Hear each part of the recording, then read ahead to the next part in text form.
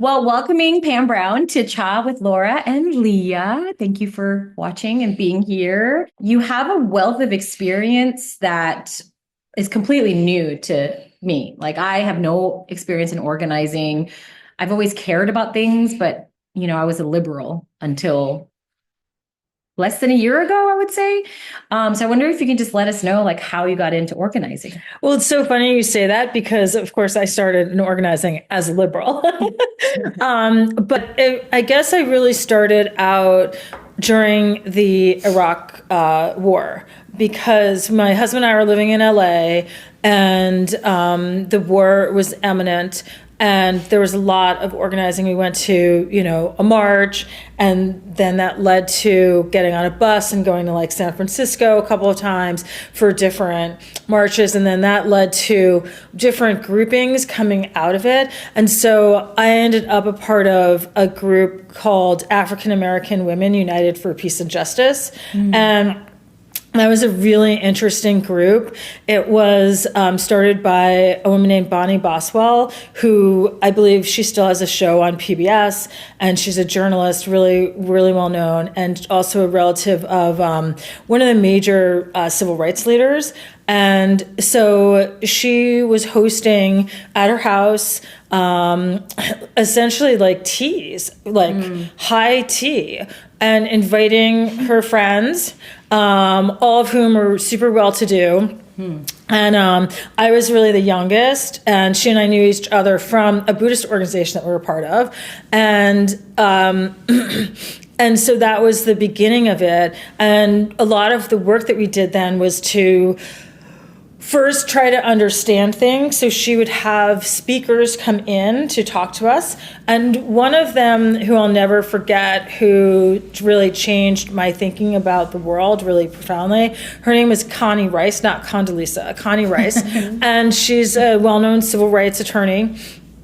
And what she said was, she said a couple of things. The first thing that she said was that one of the mistakes that we had made as middle and upper middle class Black people who were part of this organization is that we left other Black people behind. And we decided to move into the middle class, into the upper middle class, and we were not really concerned. It was just like, well, you guys are on your own. We have access to this world where we can assimilate and we can have the advantages that, that white people have had pre-civil rights that we hadn't had. So it was like getting a piece of the white supremacy pie. Absolutely. Without the class consciousness, which is like top of mind for a lot of us right now. Exactly. And so she was calling that out even back then. And that was like, that was maybe around 1999.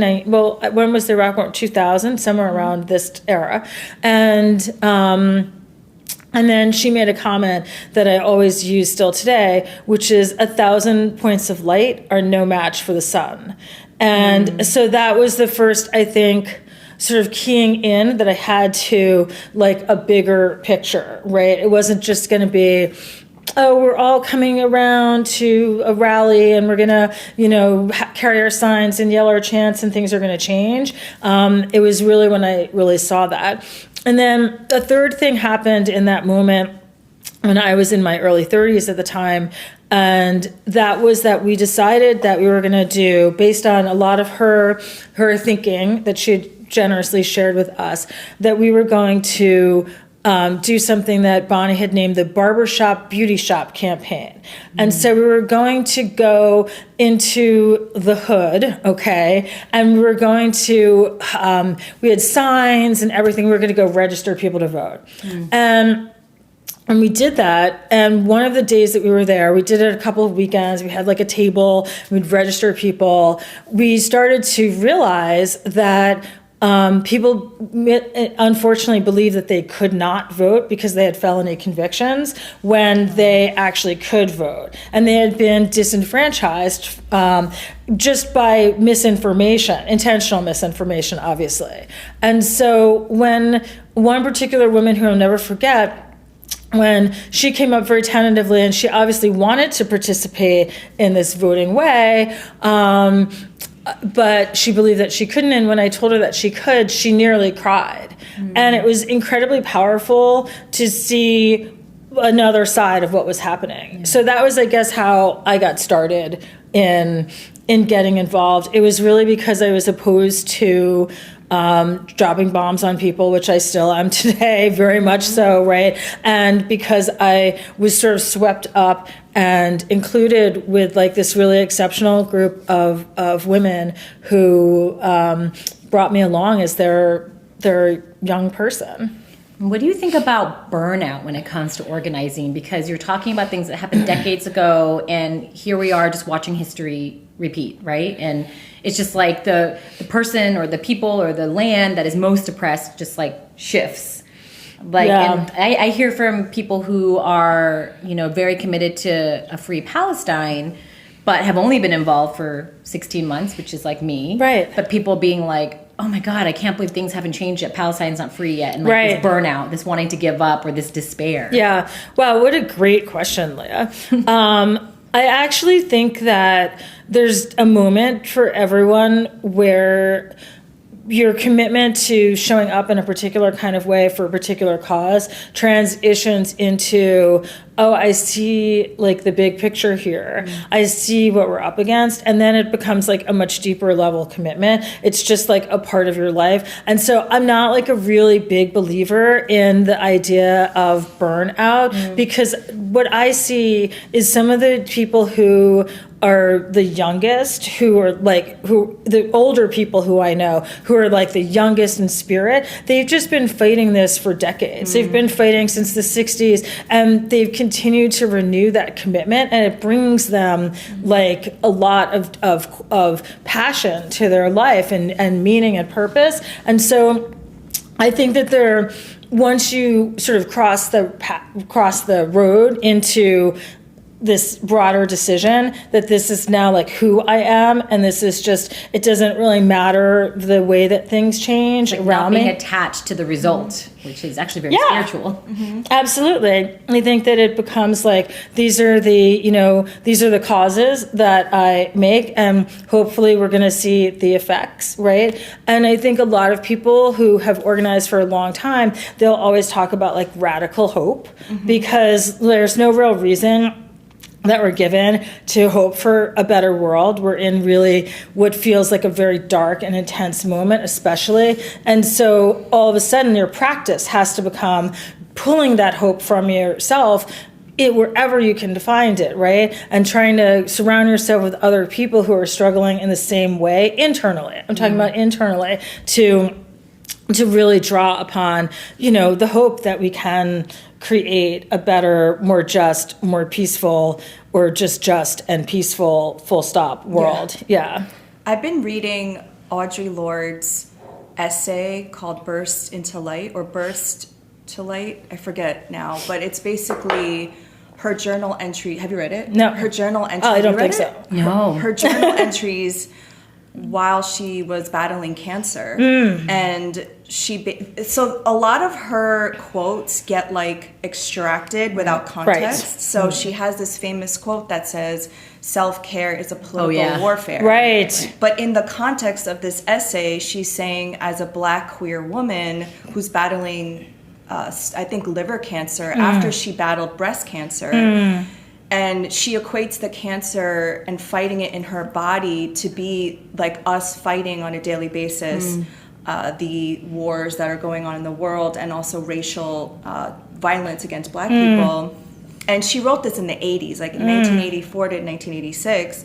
And that's why she says self-care is an act of political warfare, because for her as a Black queer woman, she has to take care of her physical body, because literally the world and the system is trying to like murder her on a daily basis. And so I saw on your bio that you have a wellness kind of leg to it. I mean, I think that it's important to leave space for taking care of yourself, your body, right? Your physical vessel that we just get one of in this lifetime, right? Of course. I also think that within just generally like the wellness world, it's like, no, actually, one of the most toxic things is the idea that you can fully control your health, right? Because there are aspects to health that are outside of our control. So true. And it gives people a lot of pain to be like, well, I did every juice fast that you told me to do, and now I have breast cancer. And it makes people really feel a sense of anger and a sense of betrayal, when I think that health can be more embodied in a moment, and also not like you're not necessarily doing it for ever you hope to remain healthy. But because like wellness and health in the U.S. has been colonized. Oh yeah. I mean, I think Gwyneth Paltrow, what she did with Goop, has been so detrimental, because she's couching wellness as like vagina, things you put up your vagina, and like, green juices and fasts. And it's like, how well can you be in a sick system? Yeah. It's like all of us, with the amount of like privilege that we have, we can go on a detox, we can go to an acupuncture. Right. But I don't, like you were saying, I don't think you can be truly healthy if everything in our structure and environment is making us sick. This is weathering, right? So I don't know if you guys are familiar with this idea of weathering, but there's been significant research. Arlene Geronimos is the person who expounded this theory when she was a student at Princeton. And she's a sociologist who specializes in health. And the reason that you have like such bad outcomes health-wise for Black people specifically, and this is true for other oppressed people, is actually not because of like differentials in, well, they just eat at McDonald's, right? It's not because of these racist ideas that we have about people. It's actually explicitly from stress. Of course. It's actually from the stress of living in an unfair society. Like a lack of justice actually manifests for people in their physical health. And there's not, like, you can drink all of the green tea you want, but if you're living within that system, you're not really able to maintain the kind of health where, where you would if you weren't. Yeah. And that's shown across the board. And it's really shown a lot in the maternal death rates and such, which is your like expertise. Well, I'm focused on it. Yeah. Because as a mom, it's just like wild. As a mom who is not of the majority, identity, right. It's wild just to experience a degree of it. And I know I'm very lucky compared to so many women, mothers of color. But it's insane. Yeah. So medical racism is just it's horrifying. It's a fact. Yeah. It's just a fact of life. And all of these medical outcomes, stress has much more, like your mindset, your ability, just like having so many things coming at you all the time is something that really, really and then being people gaslit that that's not happening. Right. That we're in a post-racial society. Right. And being told that, like, well, I mean, it's all in your head. Like if it's either all in your head, or obviously you're not telling the truth about how you are living your life, or just the idea in general that Black people aren't concerned about their health, right? And there are lots of aspects to this that are just really horrifying, but the longevity rates, like the health span rates, are even shorter than the lifespan rates, right, for Black Americans, because diabetes is an example of this. Like, obviously, like, Black Americans are really diabetes is disproportionately held within Black people, and there are loads of reasons for that. But one thing is that, like, if you don't get a good night's sleep, your blood sugar actually will go up. So if you live in a place where there's tons of light coming in at nighttime, then you're probably not getting a sufficient night's sleep, or there's noise, or any of these simple factors. Or like how they got rid of all the trees in Brooklyn, and how we need trees as humans, and now it's so interesting that's all being gentrified, but that's another story. Yeah. And how humans need trees for oxygen and like purifying the air, and then they just got rid of all the trees, and you're like, what? Why? Yeah, totally. Yeah. And concrete, like it just all of it makes sense. when I left the city, I just felt like I could breathe again. I was like, oh, you know, like nature. Yeah, totally. And there's aspects to that where literally there are hormonal reactions that we all experience as humans that require us to be around plants. Right. And so when when you have people disproportionately dealing with concrete, as you put it, like it's exactly what you said. You're going to have shorter lifespans and also shorter health spans. So there's so much. Oh my God. It's like there's so much, but also like, thank God for those like doses of radical hope, as you said. And I feel like the student encampments that we all witnessed. I don't know if you went. Did you go to any of the encampments? I haven't. No, I didn't go. I tried to go, but by the time I found out, like they were like, "Don't come." They were just like, it's like, and they're, especially here in New York, there were just police everywhere. But does it remind you of Occupy? Absolutely. Like, I wonder if you can tell us, because you were actually there. I mean, the student encampments, I think, really came out of the sort of the praxis of Occupy, of saying, okay, we need to do an occupy space. I think all the things, I wanted to go to the one at Columbia because I had gone to school there, but I never made it up there, which is really far for me within the context of New York. And then it was just like, right. And then it was like, okay. It seemed like kind of it was becoming very, problematic, and no one was allowed on the campus. In fact, I was at Columbia University like about a week ago, and you're still not allowed to walk through the campus. NYU is still all blockaded. Yeah, it's nuts. You drive through and you're just it's like really weird. But I think that a lot of the practices were amazing. For one, like having the library. I know that the Columbia had like a library, and there was a library at the Occupy Wall Street encampment. Just the practice. How did that happen? Did people bring in books that they had from home? And yeah, absolutely.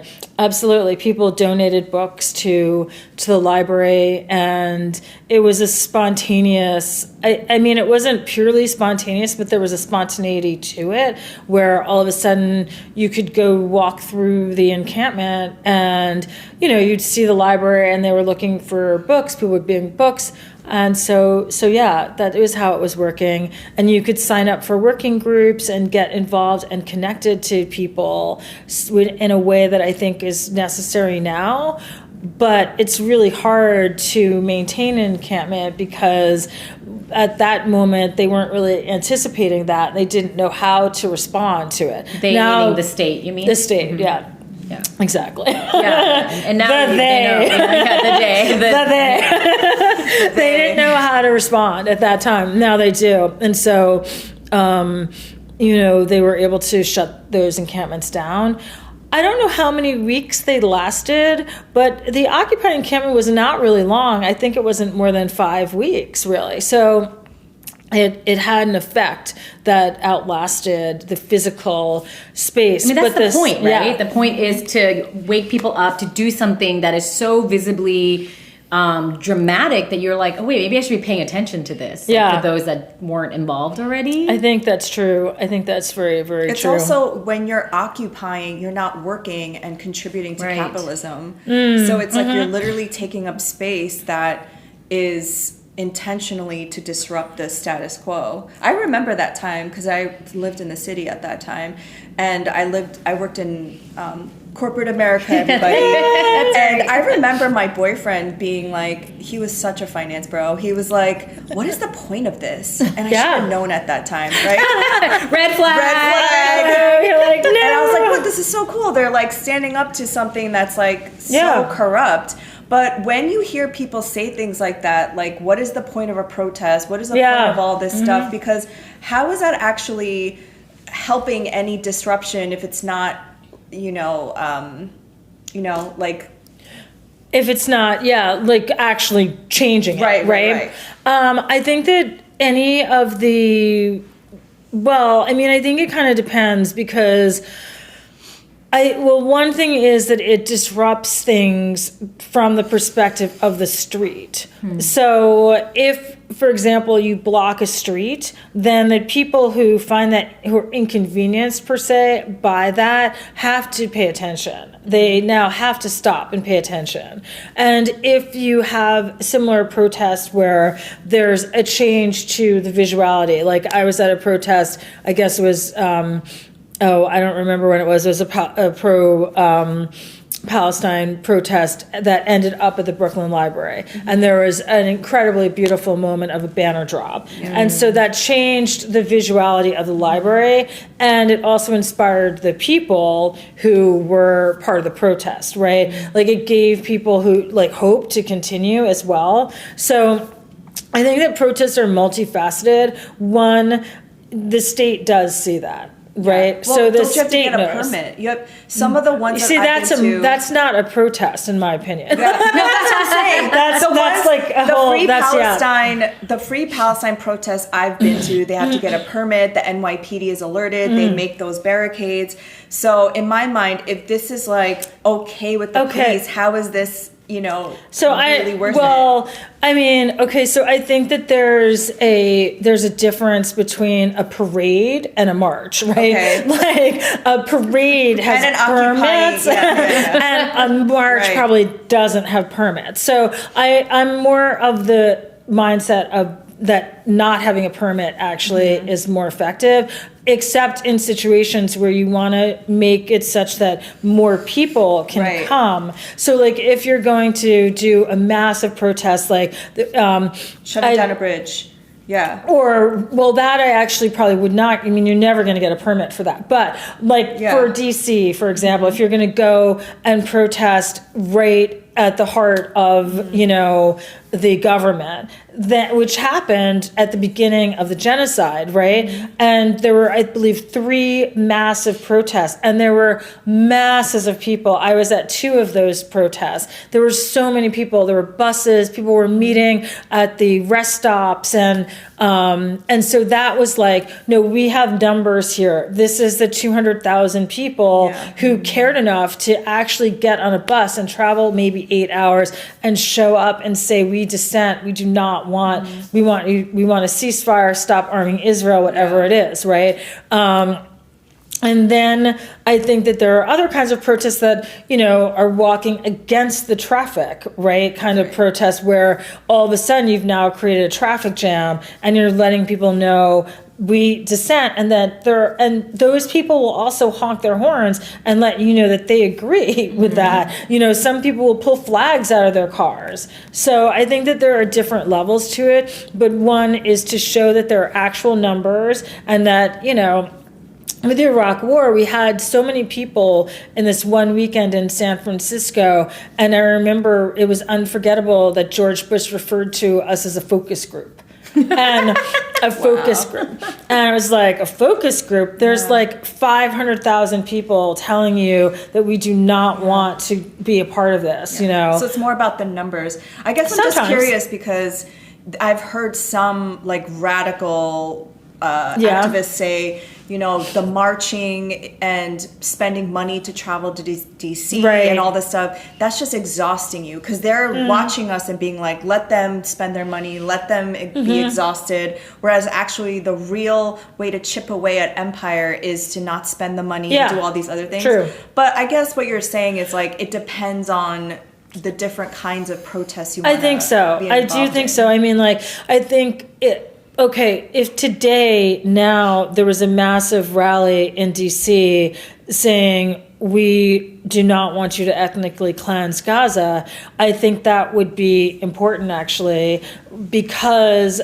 even though it would be ineffective to stop whatever is going to happen, it would let people know. It would be impossible not to be covered on the news. It would let people know that people really do care about this issue and that they don't want this on our dime. You know what I mean? They do not want to pay to continue this genocide or proceed with it as an ethnic cleansing. Because it just seems to me that we just keep protesting and they're still doing it anyway. So that, I think that that's such a, I mean, It's a dark insight, Laura. I go to dark places. It's a dark insight, but let's look at sorry, Leah. No. Because if you look at so many different, like even something like, the Cuban Revolution, take that, for example. What came out of that was absolute, decades of suffering for the Cubans who remained, right? It's been decades of suffering. So what was the result of that was that we have to be honest with ourselves at some point and, and grapple with, was that a positive result, really, right? And even my favorite revolution, everyone knows, is the Velvet Revolution. I don't know why, but it just like sort of grabbed me,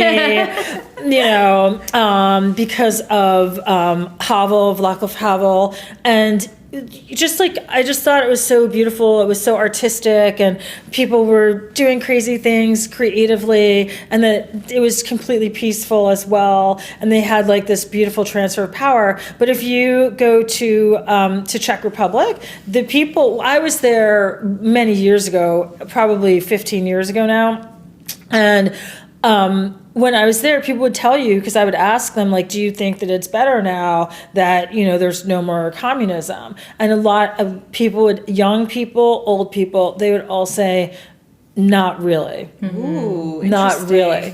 And so once you have a revolution, the question is like the results, right? Yeah, what's the Russian revolution, like everyone, the most Marxist revolution of all the revolutions, perhaps, and then Marxists will generally argue with you, well, it wasn't really implemented the right way. It wasn't really, there were ideas that seeped in, and all that may very well be true, but that was the outcome, that was the outcome, and the outcome wasn't really great. In the end, was it really anything better? So that's when we start to get into how is revolution the best strategy, or is evolution, or how do we do that, or is it even possible, right? Yeah, I guess that's where my question was leading to, because most revolutions happen through armed resistance, through violence. And so it's like, we're just kind of like protesting, please do not continue to kill people. And it's like nothing is actually happening because it hasn't gotten to that point yet. It's only one side being very violent. And I guess I'm just curious, like, what are your thoughts? Because I personally don't believe people want a revolution. They say that they do, but what it's going to entail, I don't think they want that. We all just want to live no one wants to suffer. Right? No. Nobody wants why to did suffer. I come on this timeline? I just want to have a good time. No one wants to suffer. And of course so, not. I totally agree with you. I think that I'm not actually 100% sure of the numbers, if it's true that most revolutions are violent revolutions. Have you actually? Yeah. Most of them are. Okay, Yeah. so I think that, I can see one thing that has been tracked by the numbers, that most movements that are armed or use violence are not as successful as movements that don't. That actually, like, the results are typically the violence, there's a response to that violence. Totally. So I think that there's a book, but I can't remember the name of it. Maybe I can find it for you later and at least share it with you. But there's a book on this where someone's tracked this, and they've really tracked it. Now, most of the time with movements, when they become violent... Chenoweth? That sounds right. She's a Harvard professor who studied revolutions, and she's the one that came up with the 3.5% rule of nonviolent revolutions. Okay, interesting. But I'm always like wary of those things because it's like she's a white woman, and You know like, what? I haven't looked at her work in so many years. I think I've lost track of her work. You know what I mean? So I don't know the answer to that, but I think that. But she's basically saying what you're saying. But I can say that I know someone who does research through a UN NGO who's tracked this more recently than that tracking. And what she found, notwithstanding violence or nonviolence, that the source, typically the reason that people do, that movements become violent, is usually where there's a lack of food, where there's hunger. Yes. Just thinking right, that. where there's hunger, actually. And that's that's, typically when there is there's definitely violent, that's not how necessarily the French revolution started. but movement. Yeah. They were starving. Yeah.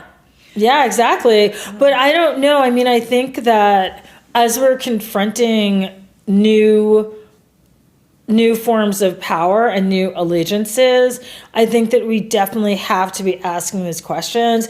And one of the things that we were talking about a little bit before the show is how do we pass this work on generationally? Mm-hmm. Because it could be that, even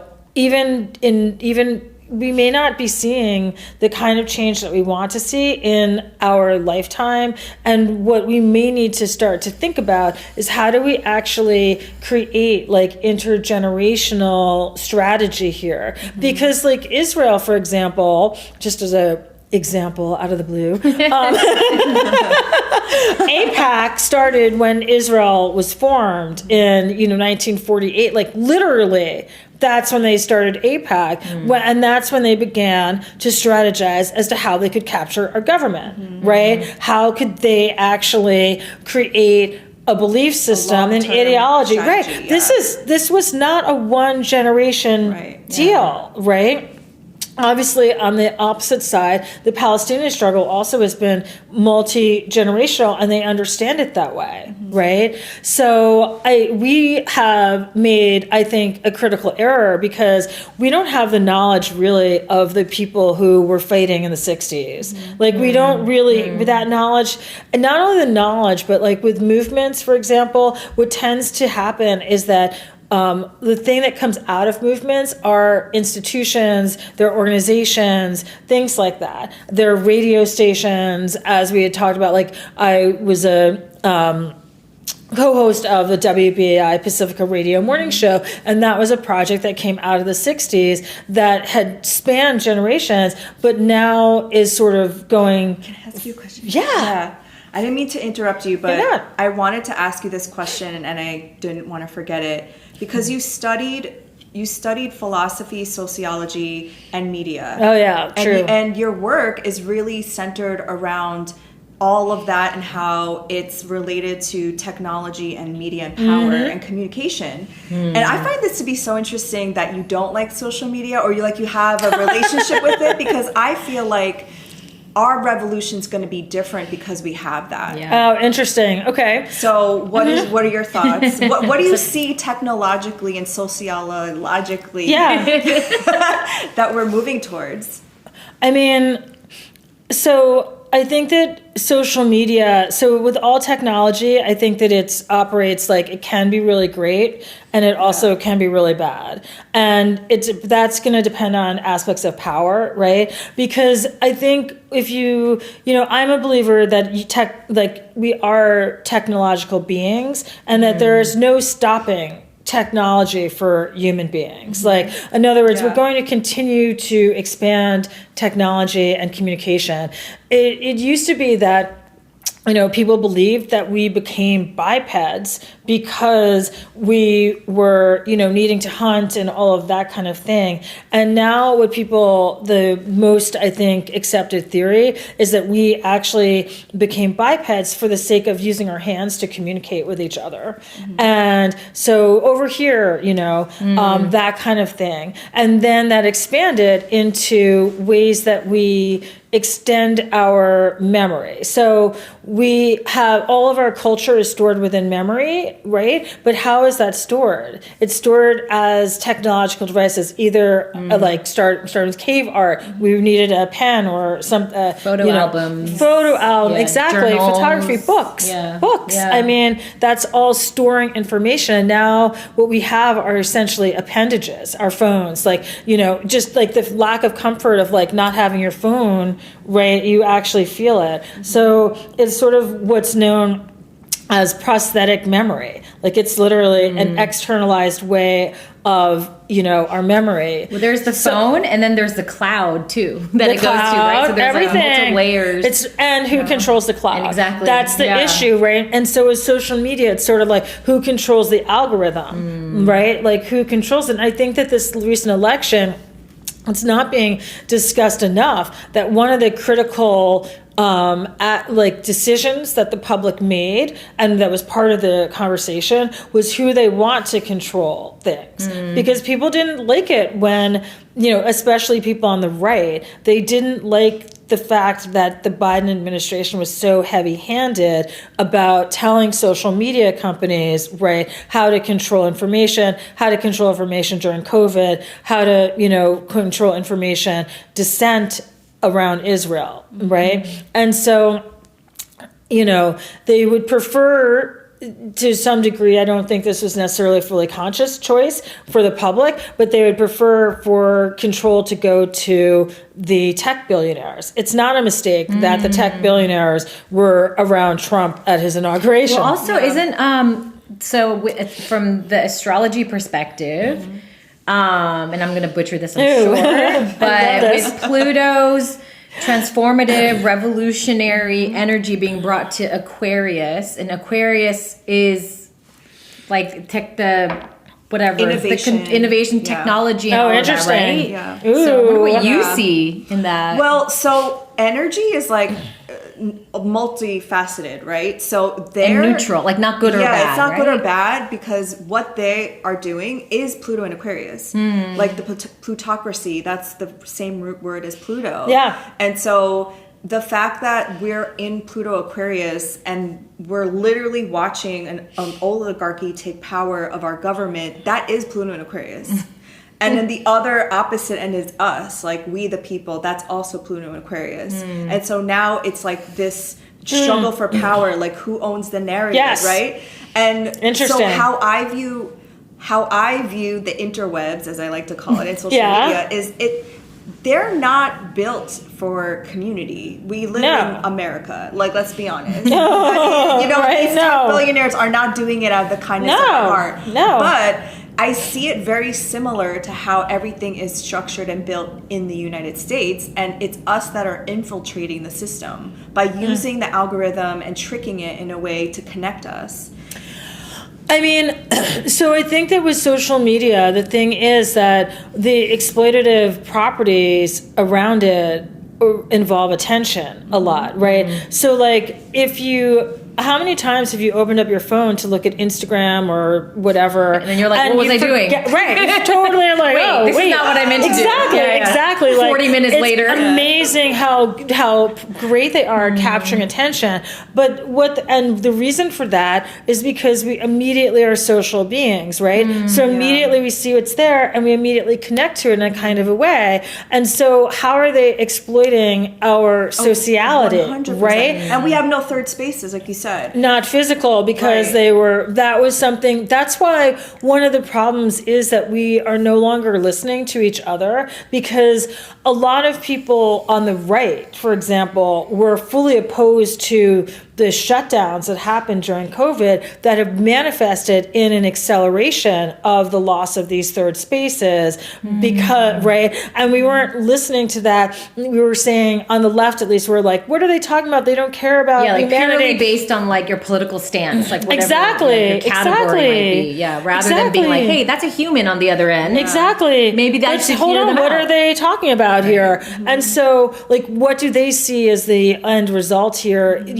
Giving them benefit of the doubt for also caring somewhat, at least, about humanity, right? Survival. But like with social media, I think that the issue is that a lot of people are creating content, and that content rises to the top or sinks to the bottom largely based on its ability to get attention. And so what gets our attention is emotion oftentimes. And when content is linked together with emotion in any kinds of way, you have to ask yourself, how much is it related to propaganda? How much am I opening myself up to propaganda? Who is it benefiting? It's something I keep asking.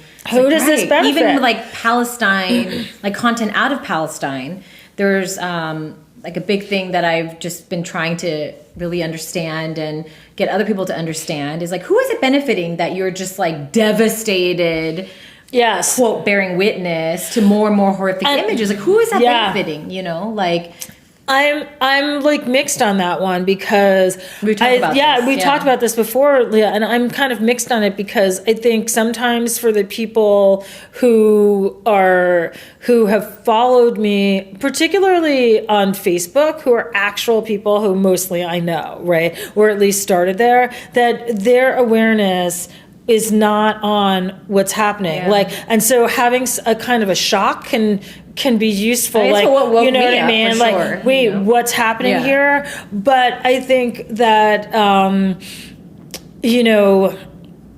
people also become like super desensitized is the problem. It's like and it's like, it's really, so I don't really know what the balance is there. But what I do know is that Meta is making a lot of fucking money off of us sharing our images, us connecting through their platform and they're capturing our attention and they're profiting with their advertising, right? Yeah. And that's how they're doing it. And so they have a labor force, a massive labor force. And even if you're just posting a family photo, you're still a part of their labor force where they're exploiting to get capital, to make money. And that's why their profit margins are like literally like 60%, like they're enormous. Like a small business, like a restaurant is like a 10% profit margin. A small business like a studio would be like 35% profit margin. And they're like way far exceeding this.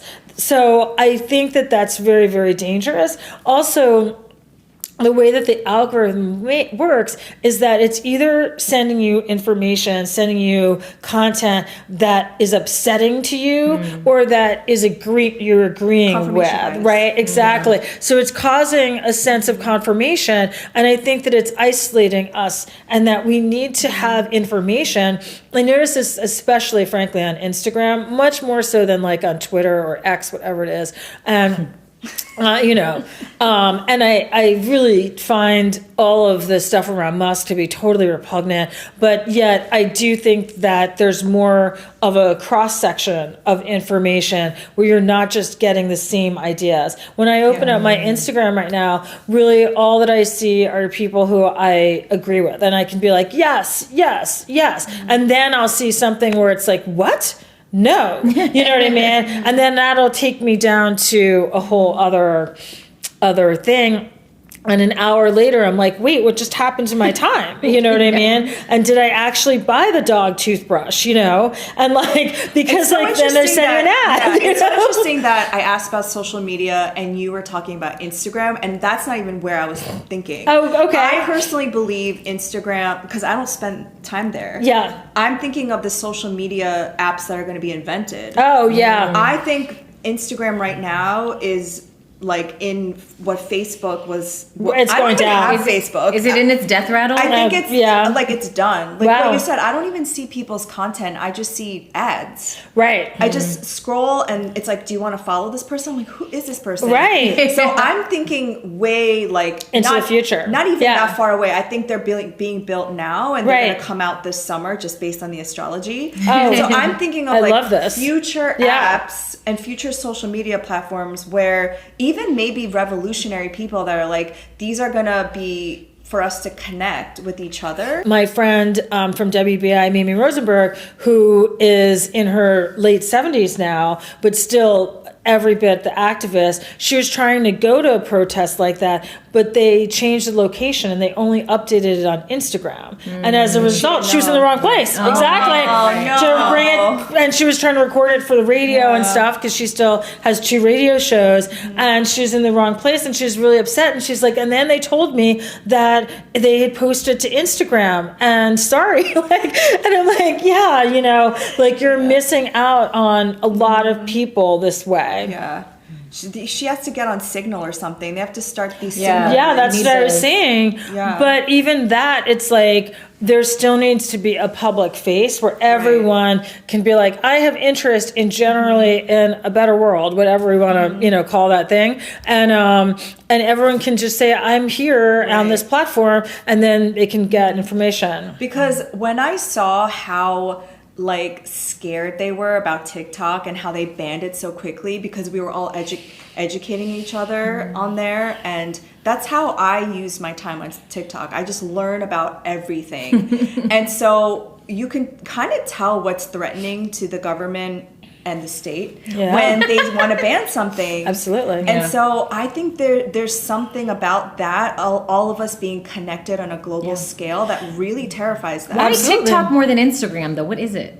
The ownership? Is it just like the I like, just personally censorship? cannot stand Meta and Zuckerberg, so is it just that? and the algorithm and just the whole thing. Like, it just skeeves me out that every time I'm on there, I just feel like yucky. I mean, TikTok is now definitely changed since it came back, but after its 6-hour ban, literally. But I spent 5 years on there learning about history, about revolutions, about things that I just had no idea about. Okay, you're making me think I need to spend more time on TikTok. Well, I know, right? Me too. Different. It's based on your interests versus like this random like ad you get. Oh, that's so interesting. Aren't there ads too though on TikTok, or no? Now there are, but I always see like these teeth bleaching ones.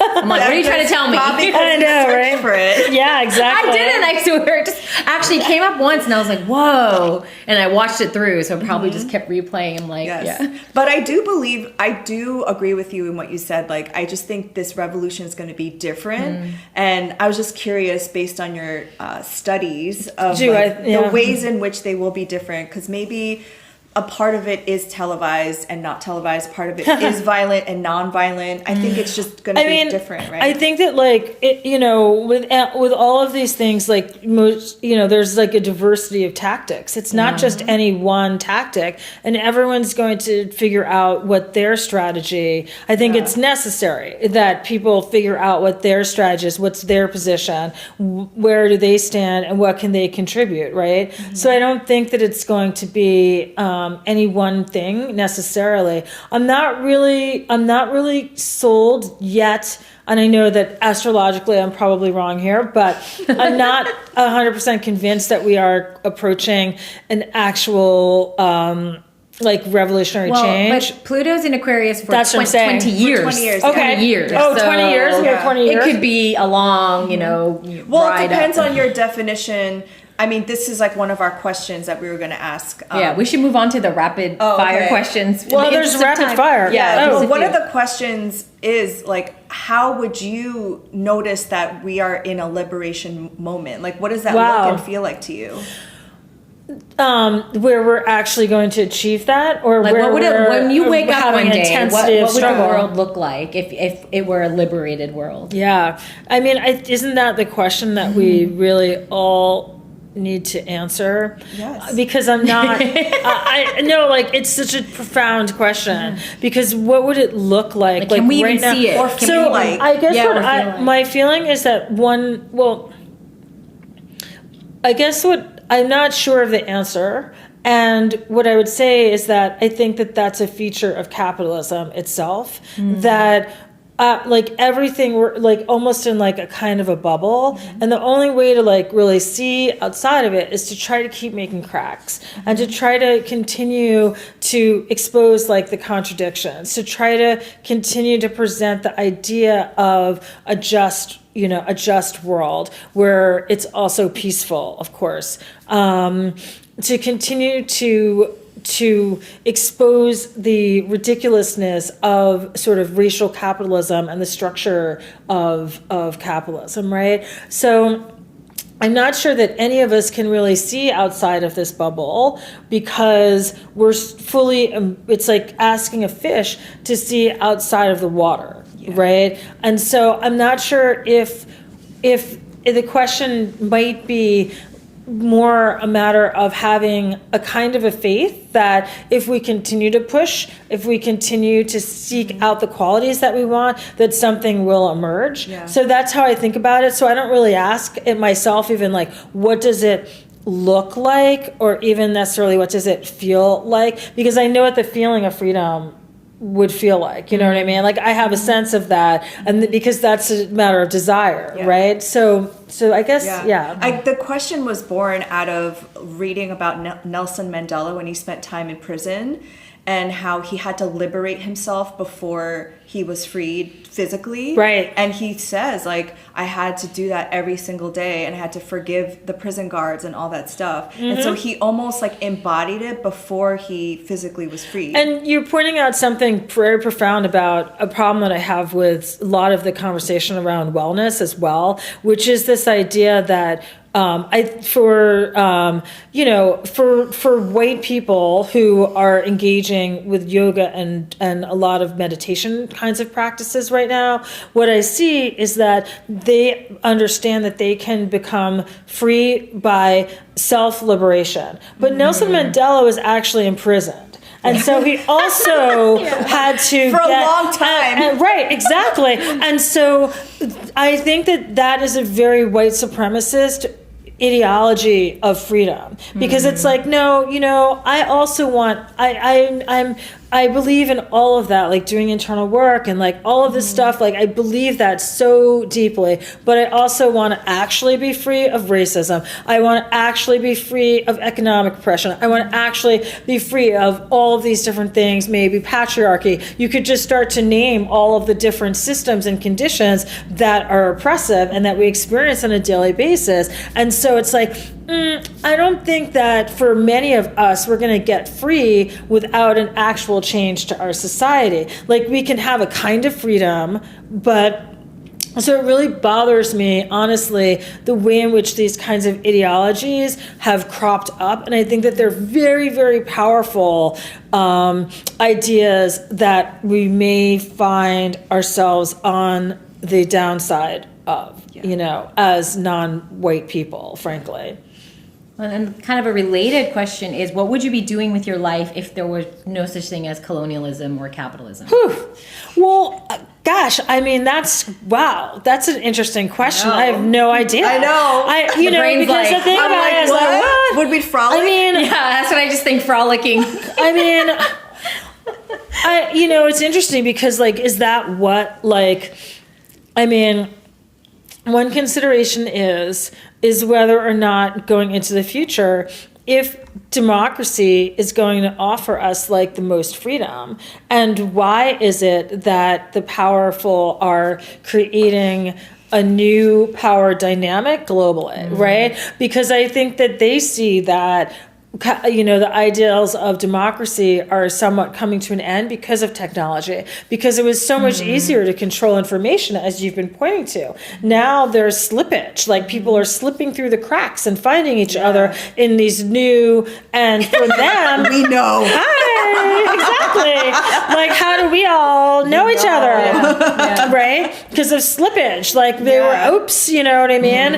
And so I think that we're in a moment that is very profound, and we need to start to ask, like, what will be the system? Because maybe the new system will be much more authoritarian of a system in terms of the way that we move within it, but also offer a new experiences of freedom, right? And I actually think that that's what we're starting to see, that obviously there's been a real doubling down on white supremacy, a real connecting of the interest of Israel, the interest of South Africa now, which is so weird, and the United States ideology. So there's like an ideological coming together of like what I think could be described as really like racial capitalism. And going to Palestine on that, like I think one of the most critical aspects for us, not for the Palestinians, because we're not having bombs dropped on us, okay? Like, but one of the most interesting like kinds of things that's coming out of this movement is this question, like, prior to October 7th-ish, let's say, prior to this moment, the Israelis had a system that was much more like ours, right? It was a kind of apartheid / racial capitalism, where you had like a third of Palestinians having no choice but to go and work inside 48, which is Israel, the way that they might say it, and so they were able to have a massive amount of exploited labor from the brown people. And the Palestinians, when I was in Palestine, they said directly, which was very uncomfortable for me as a black person, like, we don't want to end up as a permanent underclass like you, because absolutely, we reject this idea.